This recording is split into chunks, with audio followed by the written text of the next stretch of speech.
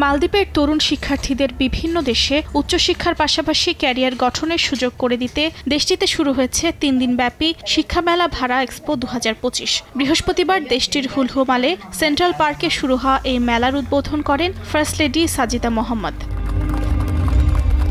দেশটির উচ্চশিক্ষা, শ্রম ও দক্ষতা উন্নয়ন মন্ত্রণালয়ের আয়োজিত এই মেলায় 60টিরও বেশি স্টল রয়েছে। মেলায় অংশ নিয়েছে বাংলাদেশ, সৌদি আরব, ভারত, মালয়েশিয়া, শ্রীলঙ্কা ছাড়াও বিশ্বের বহু দেশ। বাংলাদেশি প্রবাসী যারা কাজ করে তাদের জন্য আমাদের কিছু প্রোগ্রাম আমরা ডেভেলপ করেছি।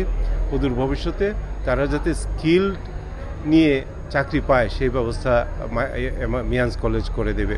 উদ্বোধনী অনুষ্ঠান শেষে ফার্স্ট লেডি বাংলাদেশ হাইকমিশনারের স্টলও পরিদর্শন করেন। এ সময় মালদ্বীপের ফার্স্ট লেডিকে জুলাই গণ অভ্যুত্থানের গ্রাফিতি বই আর্ট অফ ট্রায়াম্প উপহার দেন হাইকমিশনার। ফার্স্ট লেডি এবং কি যে সকল মন্ত্রীরা এসেছিলেন সবাইকে আমরা মূলত এইটাই ফোকাস করতে চেয়েছি যে বাংলাদেশের আমাদের যে তরুণরা আছে তারা কত বেশি সচেতন, তারা ডেমোক্রেসির জন্য, ফ্রিডমের জন্য এবং রাইটসের জন্য তারা কি ধরনের ভূমিকা রাখে বা রাখতে পারে তার উদ্দেশ্যকে লক্ষ্য করে আমরা এই বইটা গিফট করেছি। বৃহস্পতিবার থেকে শুরু হওয়া এই মেলা শেষ হবে শনিবার রাত 12টায়।